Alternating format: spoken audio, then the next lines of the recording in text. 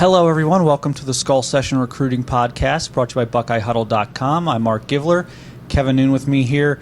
We are, about halfway, maybe a little more than halfway through Southern Swing. I'm not sure yet. We'll figure that out. We'll do the math maybe here later.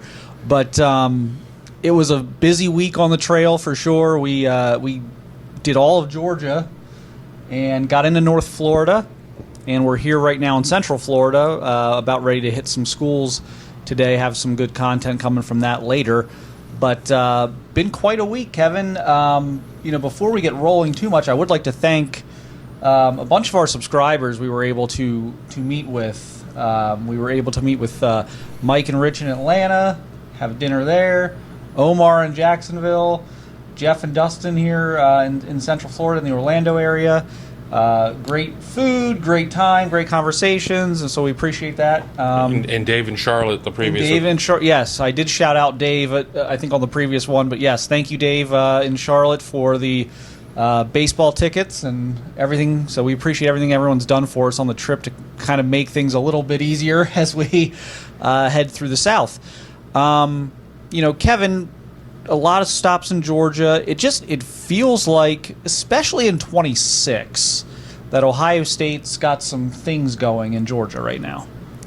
They certainly do. And again, it's a case of we have targeted specific players that Ohio State is in after, but it's pretty widespread the amount of interest that Ohio State has in Georgia. Now, what happens when UGA turns up the heat on some of these guys? Well, that's what happens when you recruit out of state. But Ohio State's certainly a very popular school down there in terms of the recruiting chops and everything else. So we could have probably spent 3 times as many days in Georgia and still found a lot of players that were going to talk up Ohio State, but we're able to really kind of focus on a few key ones.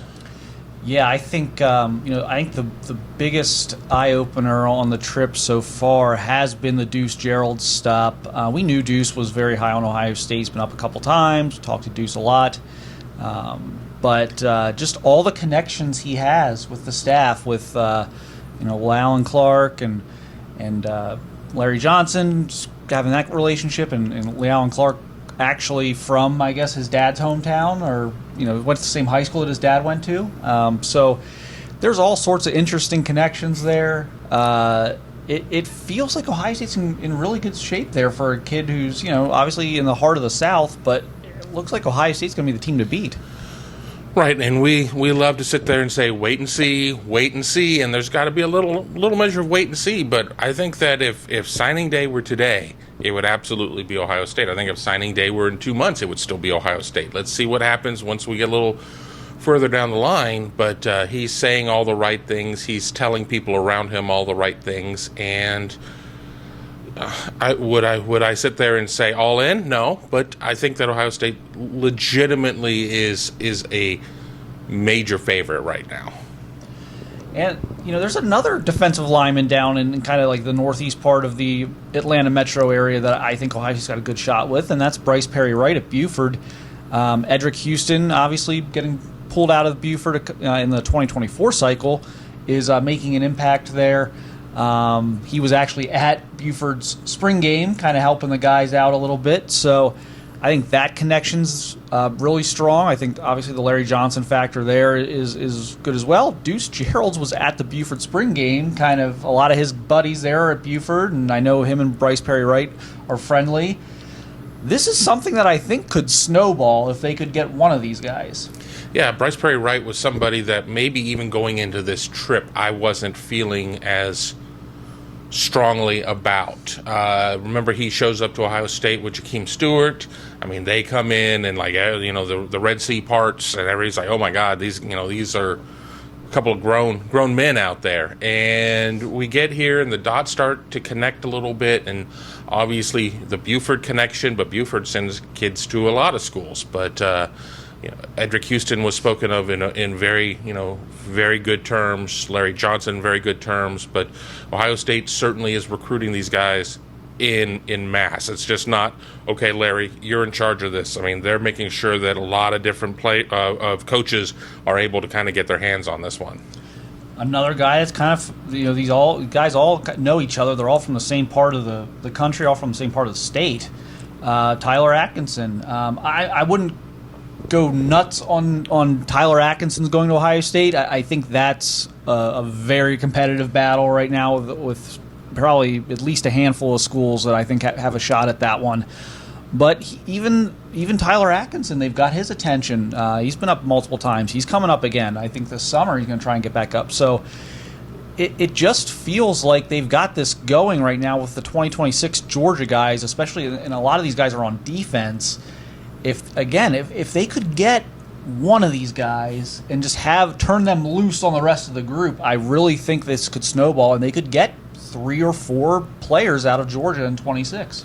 Yeah, I think Tyler Atkinson is somebody that ends up in the class if they get Deuce and maybe even Bryce Perry right at that point. He ends up kind of being like, well, I'll go with my guys or whatever. I don't see a scenario where Ohio State gets one and that one is Tyler Atkinson, but I could see him being part of more of a group dynamic, and I think that might be what Ohio State would have to get to land Tyler Atkinson, because I think that one is going to be so competitive. And I know that he is no stranger to the Ohio State campus, went up there, got offered before he even started high school, something very, very uncommon for Ohio State recruiting.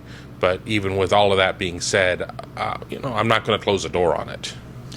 Yeah, that'll be one of the most interesting recruiting battles that Ohio State's involved in, to be honest, in 26. Staying on defense. Ohio State has been involved, and it's not always won these battles for sure. I mean, there's been some losses in this part of the recruiting process, but they have had some epic recruiting battles in Georgia for like 5-star type safeties, and they were able to win the Von Bell sweepstakes. They were able to eventually get Caleb Downs on the campus. They didn't get Richard LeCount. They didn't get KJ Bolden, but these were all like kind of just really heavily followed recruiting battles, very high profile recruiting battles.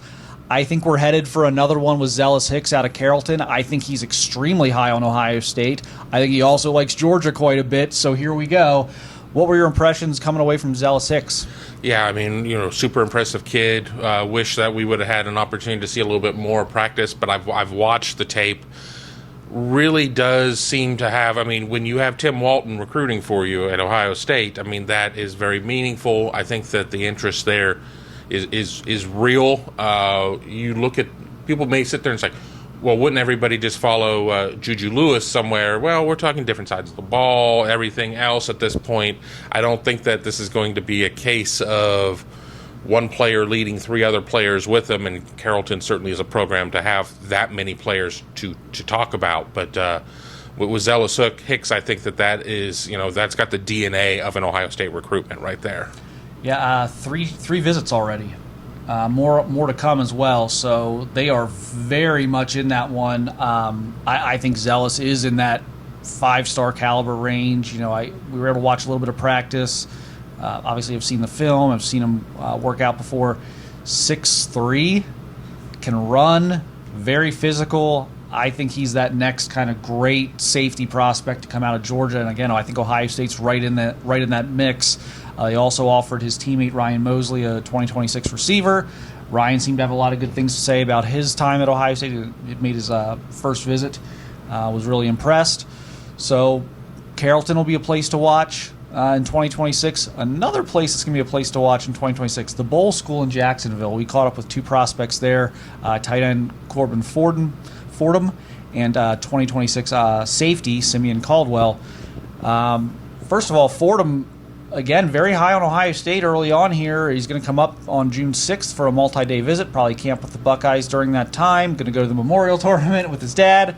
They're going to get this whole Columbus experience here in June.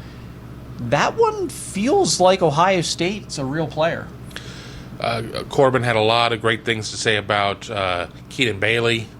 It was funny. He called him almost like a father, when you got to remember Keenan Bailey's like 12 years old. So, it was. I had to snicker at that point.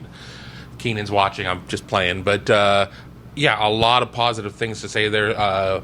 Corbin Fordham, his dad is a coach, so I mean he's somebody who knows ball. I think that Ohio State has been very much in front of this one to start things off. I mean, there's a kid that has almost 24 offers, so it's not like other programs aren't noticing him, but he just has the feel of somebody who could end up at Ohio State. We know Jacksonville's always kind of been a tricky recruiting place for Ohio State through the years. You do land the Shaun Wades and everything else, but we've also seen ones that kind of have gone sideways on them. I don't think this is one that's going to go sideways. I think he's a prime contender to be one or one of two that they get in 26.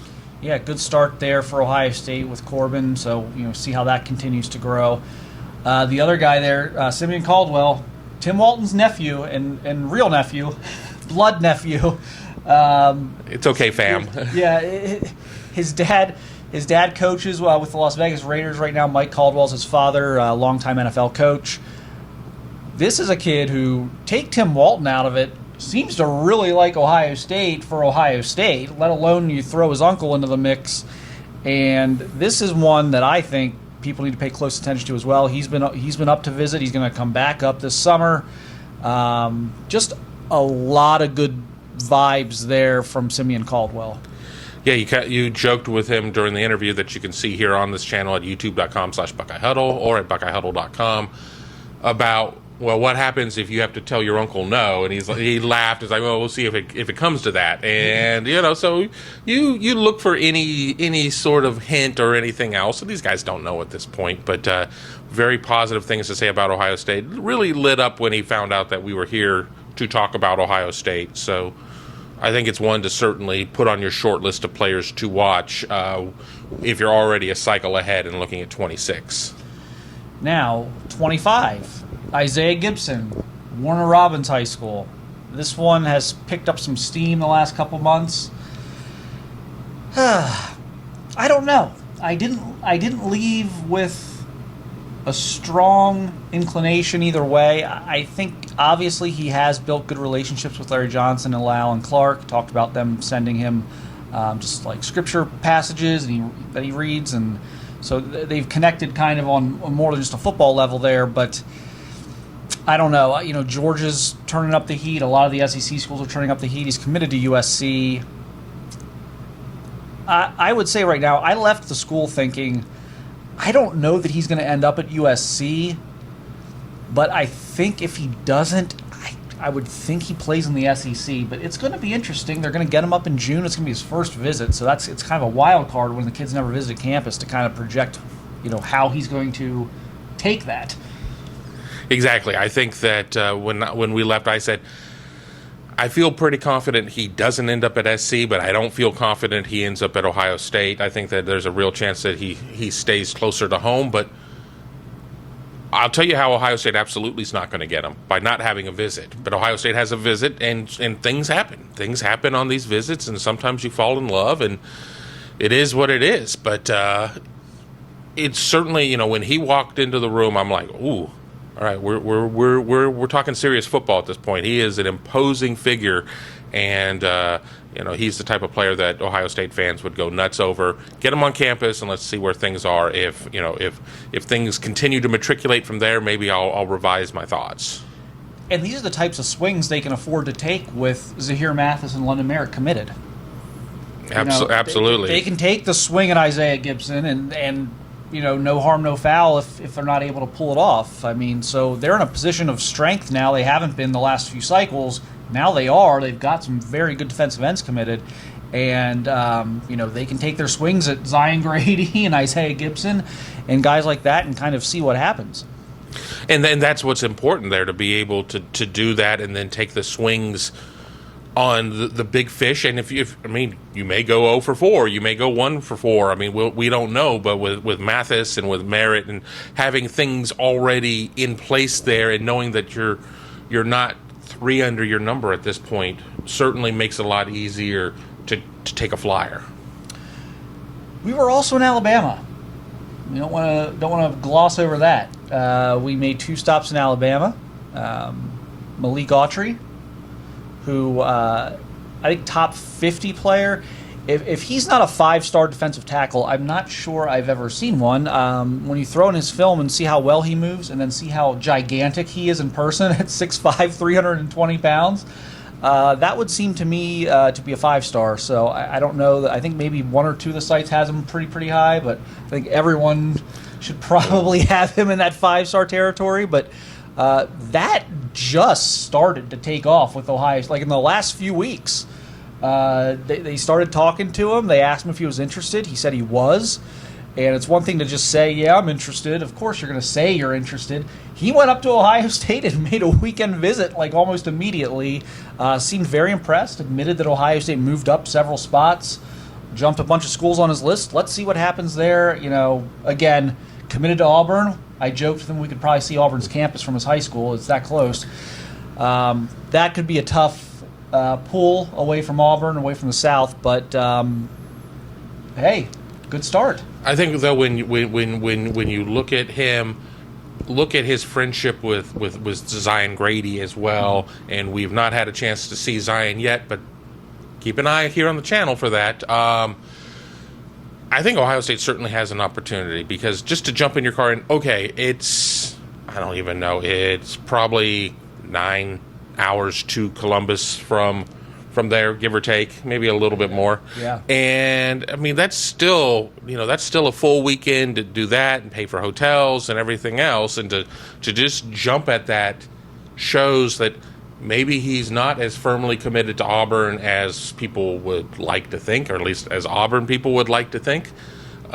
What happens when Auburn really starts to play the "you're from down here, you need to stay down here," et cetera, et cetera, et cetera card? Well, we'll see. But I think Ohio State has become enough has been able to interrupt things enough there that they'll be in it for a while until he is ready to shut it down.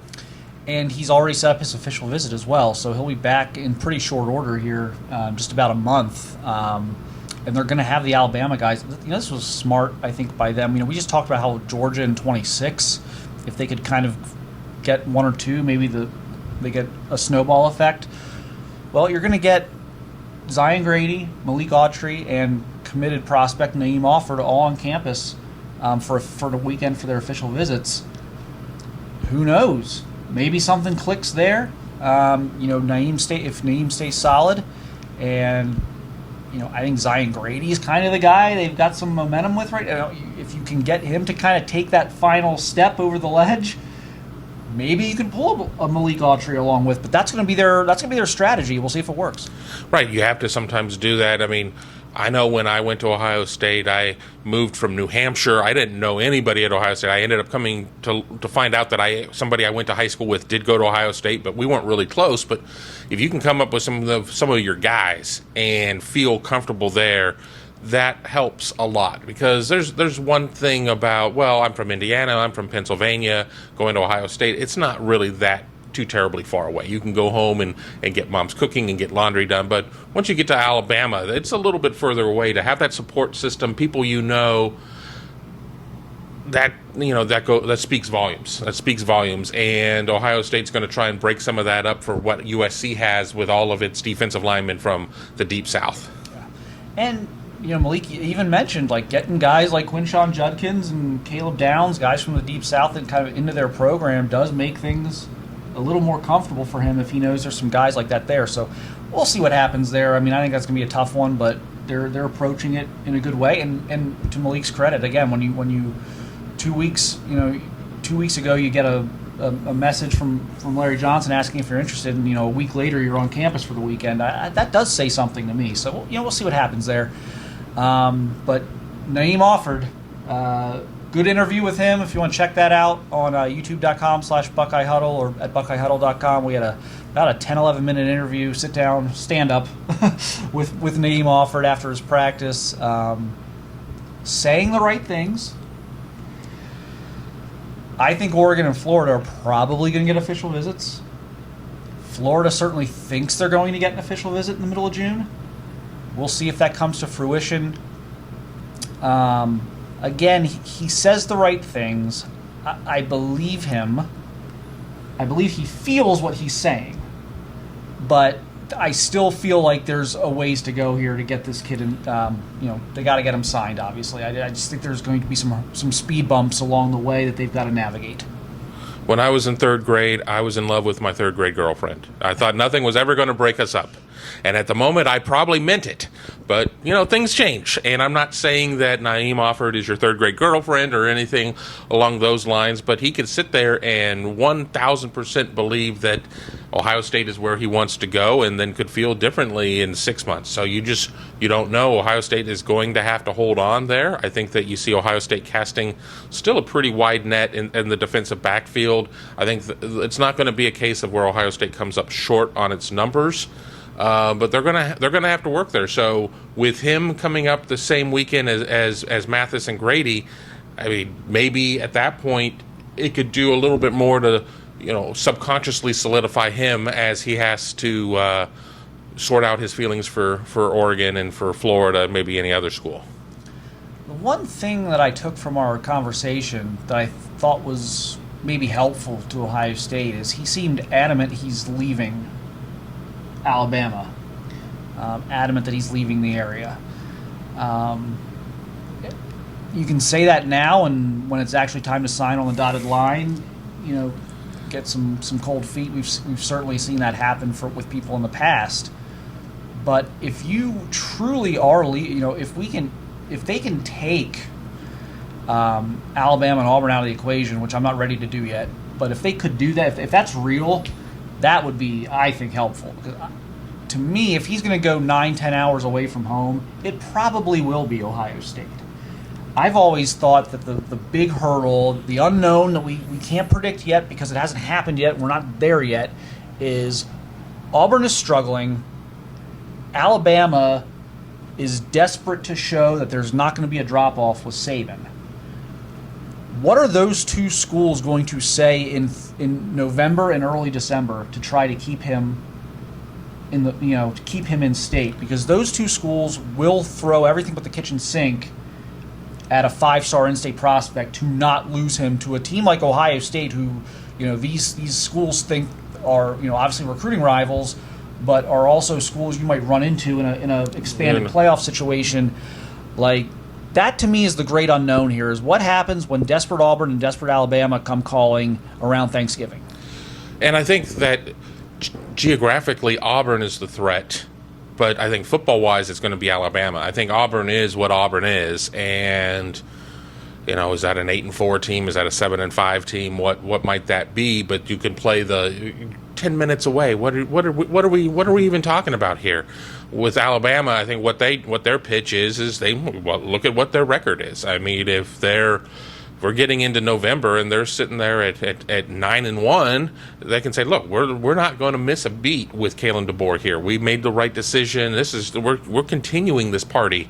If they're 6-3, well, we really need you. I mean, look, we don't have the type of secondary that we need to have, and I don't know enough about the makeup of the current Alabama roster to be able to argue player by player.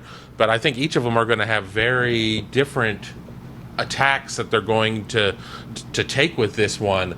And of course, I think everybody also, again, who's recruiting against Ohio State for Naim Offer is going to say, well, look how many defensive backs they have. And as we're recording this, we still don't know decisions of Dorian Brew, of Trey McNutt, of Fahim Delane. We don't know some of these other decisions, but don't believe for a second that that's not going to be thrown out there. In the world of recruiting. Yeah, so it's going to be interesting. Who would have thought that Alabama would be the state of Alabama would be a point of interest for Ohio State, and just kind of just intrigue for how Ohio State's class is going to end up. But we laughed about it. We never. So I've seen a game I've seen a game or two in Alabama. We've obviously driven through Alabama, but we never stopped at a high school on Southern Swing in Alabama, and we stopped at 2 this week, and I don't think those are going to be the last 2. Stay tuned. But it's just fascinating how this has gone, and we've talked to some people on the ground there, and it's an opportunity. I think no one has said anything bad about Kalen DeBoer in Alabama. We haven't had anyone say anything bad about him. We haven't had anyone say, oh, this program's in trouble. But the general theme has been, we don't know if he's going to be able to continue to do what Saban did, and he doesn't have any ties to this state. And that doesn't mean that this won't be a smashing success for Alabama and that he'll just keep it rolling. But there is some uncertainty there. There was never uncertainty when Nick Saban was roaming the sidelines, and so this is kind of a take your shot type of thing for Ohio State. Shoot or shoot, and you got to take your shot there, and we'll kind of see. Ohio State, through the years, has done a good job of attacking areas that maybe they see a little vulnerability in terms of what the flagship program or programs are. Ohio State has been able to do that, certainly in Maryland before. I mean, has been able to go to places where it just is like, well, we're just going to drill down on this. And yeah, we don't know what we don't know about Kalen DeBoer. And remember too, is that's largely a reworked coaching staff. And we can sit there and talk about Nick Saban this and Nick Saban that, but Nick Saban wasn't necessarily going to be your position coach, but the position coach that had been there for however long, T-Rob, now is at Georgia. I mean, you have all these types of things that have happened, and that creates a lot of uncertainty, and that with that you get an opportunity if you're Ohio State or somebody else to try and move in there. So it'll be very interesting to kind of see how that all goes for the Buckeyes, if they can, obviously keep Offered, but if they can even add to their Alabama guys in the class. We'll see. We are in, again, as I mentioned, we're in Central Florida now, so we are going to be off to a couple of schools today. I'm actually very excited about what we're doing later today. I think we're going to get some good stuff, some people that Ohio State fans are going to want to hear from, maybe some extra video beyond just an interview. So stay tuned to that at BuckeyeHuddle.com or at YouTube.com/BuckeyeHuddle. Also remind you guys, we do have an annual subscription sale going on right now, $69.99, more than 40% off. This is the best deal we are ever going to offer, I promise you. We are never going to lower annual prices this low ever again. So you can jump in there and give us a shot if you haven't already. If you're already on monthly, you can upgrade. It saves you a bunch of money. If you're already on annual, we'll tack on 12 more months at that price for you if you want to do that. So keep it locked in there at BuckeyeHuddle.com. And again, if you enjoy this content on YouTube, please like and subscribe to the channel. But we have to go. We have an appointment, so we gotta go. We gotta break down this stuff. Check out of the hotel and go. So we will. You'll hear from us probably in a few hours. But appreciate everyone watching and listening. We'll talk to you soon.